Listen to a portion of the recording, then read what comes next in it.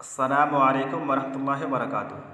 अल्हम्दुलिल्लाहि रब्बिल आलमीन वस्सलातु वस्सलामु अला नबिय्यिना मुहम्मदिन व अला आलिहि व सहबिहि अजमईन व बाद। अज़ीज़ तलबाए सानविया सानिया, दरुसल बलागा का यह दूसरा दर्स है जिसमें हम लोग आज मुक़द्दिमा पढ़ेंगे। तो यहाँ पर सबसे पहले बिस्मिल्लाहिर्रहमानिर्रहीम के बाद बयान किया जा रहा है, हेडिंग है उलूमुल बलागत, यानी बलागत के उलूम। उलूम का लफ्ज़ इल्म की जमा है और यहाँ पर इस कलमा को जमा इस्तेमाल करने का सबब ये है कि बलागत के कई उलूम होते हैं। आपको पहले जैसे कि बताया गया था कि बलागत 3 उलूम पर मुश्तमिल होता है। बलागत में 3 उलूम पाए जाते हैं, इल्म बयान, इल्म मानी और इल्म बदी। और इन तीनों उलूम की भी अलग अलग किस्में हैं। जैसे इल्म मानी की किस्मों में से ख़बर, इंशा, ईजाज़, इतनाब और मसावात वग़ैरह है। उसी तरह से इल्म बयान और इल्म बदी की भी अलग अलग किस्में हैं। तो यहाँ पर उलूमुल बलागा कहने का सबब ये है कि इल्म बलागत कई तरह के उलूम पर मुश्तमिल होता है।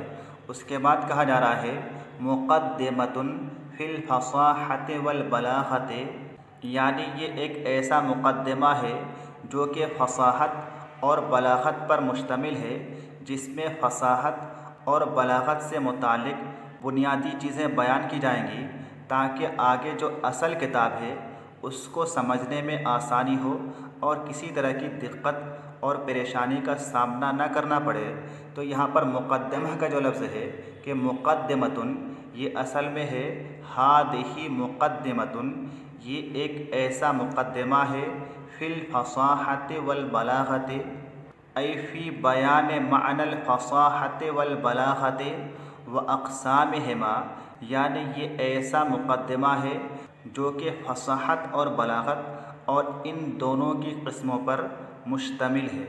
मुक़द्दिमा का लफ्ज़ मुक़द्दिमतुल जैश के लफ्ज़ से माख़ूज़ है, जिसका माना होता है लश्कर का वो हिस्सा जो कि आगे रहता है, फ़ौज का हरावल दस्ता। मुक़द्दिमा को मुक़द्दिमा कहने का सबब ये है कि जिस तरह से मुक़द्दिमतुल जैश फ़ौज का हरावल दस्ता, लश्कर का अगला हिस्सा फ़ौज के आगे रहता है, उसी तरह से मुक़द्दिमतुल किताब, यानी किताब का पेश लफ्ज़ असल किताब से आगे होता है। इसी मुनासबत से मुक़द्दिमा को मुक़द्दिमा कहा जाता है। और मुक़द्दिमा को मुक़द्दिमा के अलावा दाल के कसरा के अलावा मुक़द्दमा भी कहा जाता है, यानी दाल के फतहा के साथ मुक़द्दमा कहा जाता है। दोनों का माना तकरीबन एक ही होता है, मिलता जुलता है। उसके बाद यहाँ पर आगे फ़साहत की लुग़वी तारीफ़ बयान की जा रही है कि फ़साहत की तारीफ़ लुग़वी एतबार से क्या है। बयान हो रहा है कि अल फ़साहत फ़िल लुग़त तुंबिउ अनिल बयान व ज़ुहूर, कि फ़साहत कहा जाता है लुग़वी एतबार से। फ़साहत लुग़त में तुंबिउ अनिल बयान व ज़ुहूर, तुंबिउ अम्बआ युम्बिउ ख़बर देना, तुंबिउ खबर देती है, अनिल बयान व ज़ुहूर, बयान और ज़ुहूर से मुतालिक। फ़साहत लुग़त में बयान और ज़ुहूर की खबर देती है, यानी लुग़वी एतबार से फ़साहत का माना बयान और ज़ुहूर है, वाज़ेह होना और ज़ाहिर होना है। युक़ालु अफ़सह सबिय्यु फ़ी मंतिक़िही, युक़ालु कहा जाता है, बयान किया जाता है, अफ़सह सबिय्यु फ़ी मंतिक़िही, बच्चा अपनी बोल चाल में साफ़ गो हो गया, फ़सीह हो गया। ये जुमला कब कहा जाता है? अरब वाले इस तरह का जुमला कब कहते हैं? इदा बाना व ज़हरा कलामुहु, जबकि बच्चे की बात, बच्चे की बोलचाल, बच्चे की गुफ्तगू ज़ाहिर हो जाए और साफ़ सुथरी हो जाए।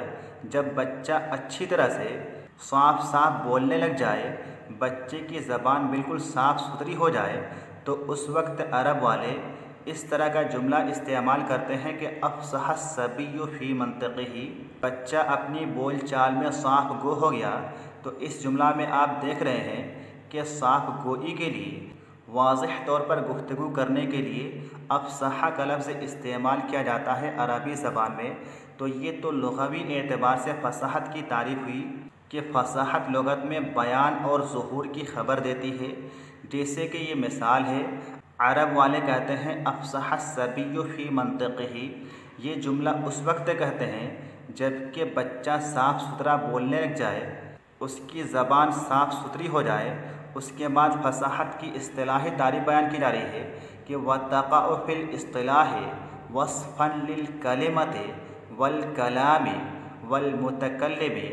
वतक़अ और फसाहत वाक़ होता है फ़िल इस्तिलाह इस्तिलाह में, वस्फ़न लिल कलिमति वल कलामि वल मुतकल्लिमि कलिमा कलाम और मुतकल्लिम की सिफ़त।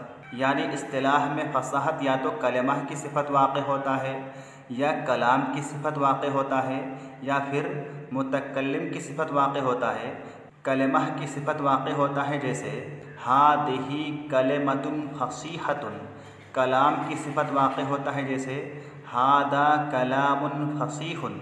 और मुतकल्लिम की सिफ़त वाक़ होता है जैसे हादा मुतकल्लिमुन फ़सीहुन या हादा शाइरुन फ़सीहुन।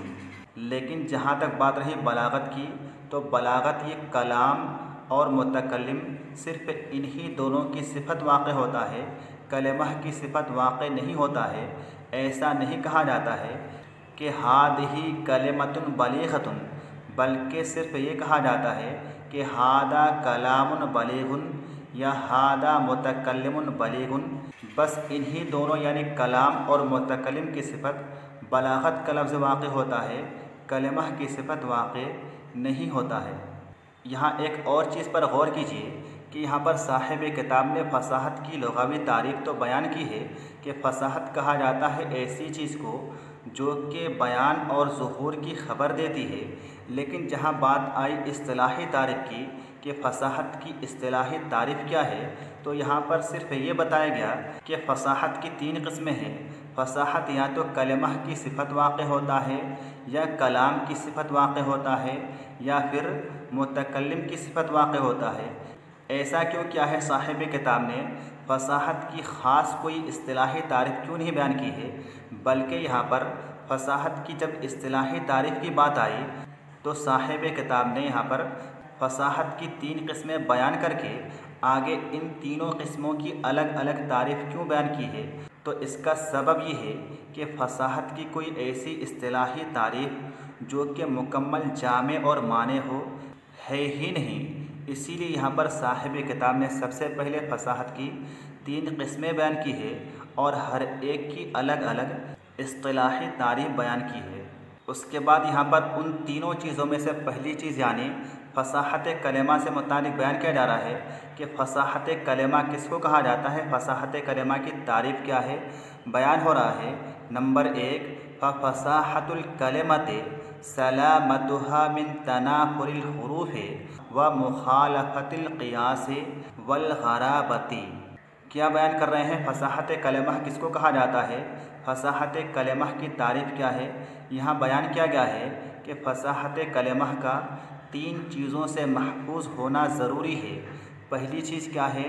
तनाफुर हुरूफ। दूसरी चीज़ है मुखालफतुल क़ियास यानी क़ियास की मुखालफत। और तीसरी चीज़ है ग़राबत। इन तीनों चीज़ों से कलिमा का महफूज होना ज़रूरी है। अगर कलिमा इन तीनों चीज़ों से महफूज हो तो ऐसी सूरत में वो कलिमा फसीह होगा, और अगर उस कलिमा के अंदर इन तीनों चीज़ों में से कोई भी एक चीज़ पाई जाए तो ऐसी सूरत में वो कलिमा फसीह नहीं होगा। तो यहाँ पर बयान कर रहे हैं फ़साहतुल कलिमति, कलिमा का फसीह होना, सलामतुहा मिन तनाफुरिल हुरूफ़ि, उसका तनाफुर हुरूफ से सही सालिम होना, महफूज होना, व मुखालफतिल क़ियास, और क़ियास की मुखालफत से महफूज होना, वल ग़राबते, और ग़राबत से भी महफूज होना। इन तीनों चीज़ों से महफूज होना कलिमा की फ़साहत है। कलिमा की फ़साहत के लिए इन तीनों चीज़ों से महफूज होना ज़रूरी है। कौन सी 3 चीज़ें हैं?